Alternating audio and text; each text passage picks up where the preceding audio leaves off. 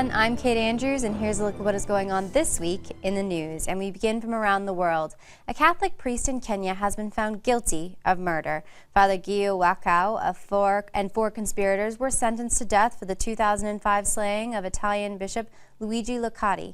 Father Wakao was described as the mastermind of the plot. Judge Fred Ochieng said the priest recruited the other men to carry out the shooting death of the bishop after a disagreement over donations the bishop was overseeing. A sixth co-defendant was acquitted because even though he supplied the murder weapon, he was not involved in the plot. The judge immediately imposed the death sentence on the defendants. Their attorney told the court that they plan to appeal the decision. In news from around the Vatican, between 1976 and 1983, 500 children were kidnapped in Argentina during the military dictatorship. One organization, the Grandmothers of Plaza de Mayo, is still working to reunite the kidnapped children with their families. Recently, Pope Francis met with the president of the group at the Vatican. Rome Reports has more. ¿Cómo anda Francisco, el Papa argentino? Qué felicidad. Adelante. Gracias, mi nieto. It was an emotional meeting for Stella de Carlotto, president of the Grandmothers of Plaza de Mayo of Argentina, as well as for her family.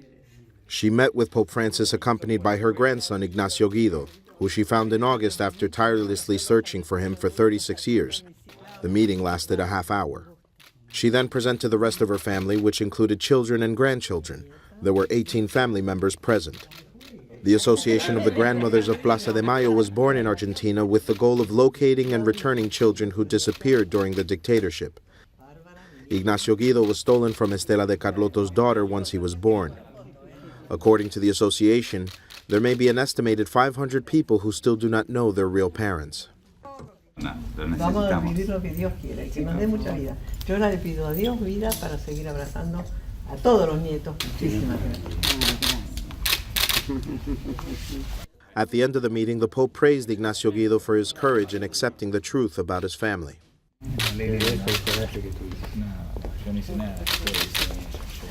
As of now, the Grandmothers of Plaza de Mayo have located 115 missing children.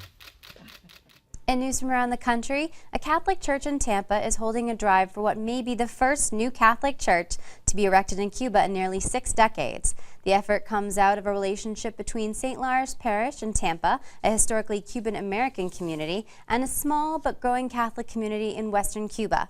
The church will be named Sacred Heart, and it will seat from 200 to 250 people. In September, Cuban Father Cirilo Castro, who will serve as pastor of Sacred Heart, presided over the public blessing of the property and the church cornerstone. He helped lobby the Cuban government for the necessary building permission.